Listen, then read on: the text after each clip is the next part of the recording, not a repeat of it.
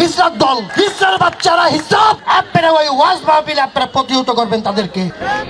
ওদের মধ্যে কোনো লোকের মৃত্যু হলে তুমি কখনো তার জানাজা নামাজ পড়ো না, কখনো তার কবরের পাশে তুমি দাঁড়িও না।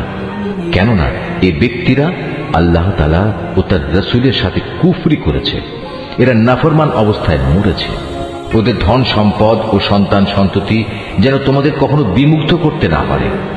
মূলত আল্লাহ তাআলা এই সব কিছু দিয়ে তাদের দুনিয়ার জীবনে নানা ধরনের শাস্তি দিতে চান, এবং তাদের প্রাণবায়ু একদিন এমন এক অবস্থায় বের হবে যখন তারা পুরোপুরি কাফের থাকবে। যখনই এমন ধরনের কোন সূরা নাজিল হয় যাতে বলা হয় তোমরা আল্লাহর উপর ঈমান আনো এবং তার রাসূলের সাথে মিলে কাফেরদের বিরুদ্ধে জিহাদ করো, তখনই তাদের বিত্তশালী ব্যক্তিরা তোমার কাছে এসে যুদ্ধে না যাওয়ার জন্য অব্যাহতি চায় এবং তারা বলে, হে নবী, আমাদের